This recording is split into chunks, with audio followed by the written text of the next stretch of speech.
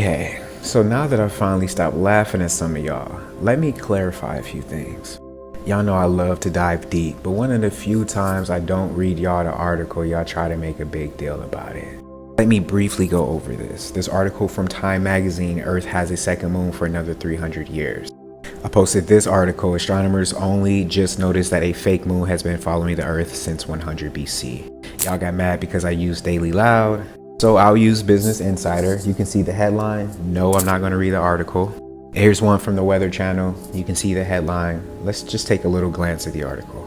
Now, this article was just saying that this fake moon was a quasi-satellite or a quasi-moon that's about 20 meters across. So if you just do a quick Google search, this is what comes up for the quasi-moon, and it just shows you the trajectory. I'll circle back to this in a second. Now, this article from Time, Earth has a second moon for another 300 years. Okay, I just want to point out the part that says it circles the Earth in a repeating corkscrew-like trajectory that brings it no closer than 40 to 100 times the 380,000 kilometers distance of our familiar moon. So if something circles the Earth, that means it's orbiting the Earth. This is literally the definition for orbit in verb form. So that would make it a second moon because it's orbiting the Earth. You can technically call it a temporary moon since it's going to be about 300 years. Moving on. All right, just before I continue, I just want to clarify that I don't believe anything that was written in those published articles. It just doesn't resonate as the truth in my soul, but my truth doesn't have to be your truth. This video is not to persuade you. It's just to point out some things and make you critically think, okay, so if you have a moon, you know, that's like a quasi-moon, a quasi-satellite that's 20 to 50 meters across, you should still be able to see it with the technology that we have. For example, you can point out the James Webb Telescope. Now, basically what we're taught is that we have a solar system that's littered with these asteroids, right? And we have this James Webb Telescope out there and we can get all of these high definition photos. However, when you Google search a photo of an asteroid, you don't get one photo ever. You only get images, computer generated images. Same thing with comets. You never get a photo ever, just always an image. Same thing with the Earth. NASA admitted that none of these images were real except for the first one. And that one is still a fake. These are all computer generated images. These are not photos. Know the difference. When you start to do the research on NASA, you would understand that those astronauts have not been to a moon. They use a lot of camera tricks to deceive the public. But hell, I could show you this and some people would still not believe it. And that's okay. And for a lot of y'all, it's not even your fault technically because it was designed for you to think this way or actually not to think at all. Oh yeah, that's right. Even though our solar system is littered with asteroids, they don't actually always hit the Earth. The largest asteroid ever to hit the Earth was twice as big as the rock that killed the dinosaurs. Hell, I believe it.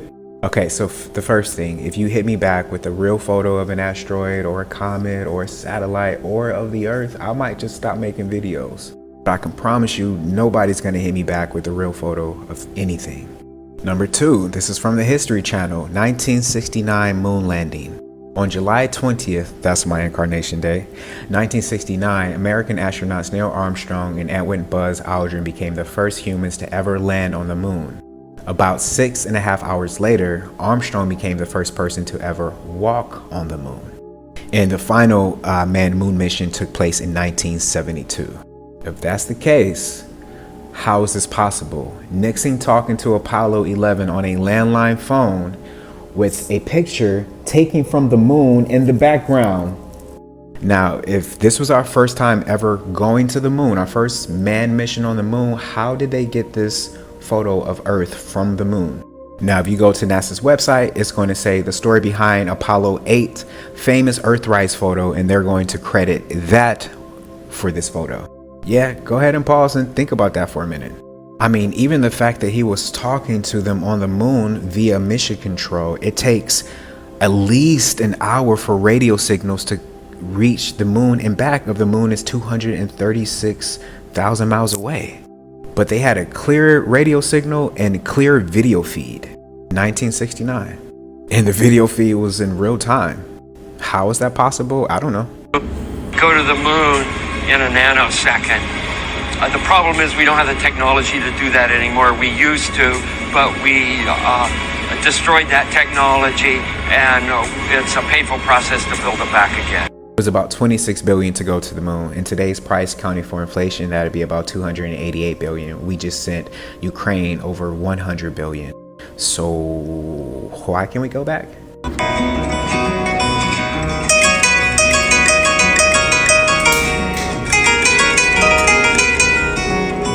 Side note, I tried to go to the astronaut training pool on NASA's website, but they shut it down.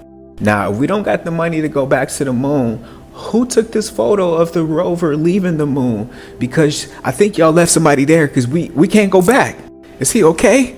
Now, if the moon is rotating and orbiting the Earth as we orbit the sun, that means sometimes we should see a silhouette of the moon because it's backlit by the sun. Are you not entertained?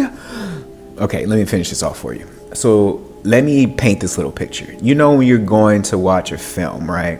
And somebody, let's say you're like in the very back row, somebody walks in front of the screen. Well, they only black out the small part that they're walking in front of. However, if they were on the back row and you were on the front row and they walked past the screen, they will black out the entire movie screen because they're in close proximity. Now, here's where y'all gonna call me crazy, and that's okay.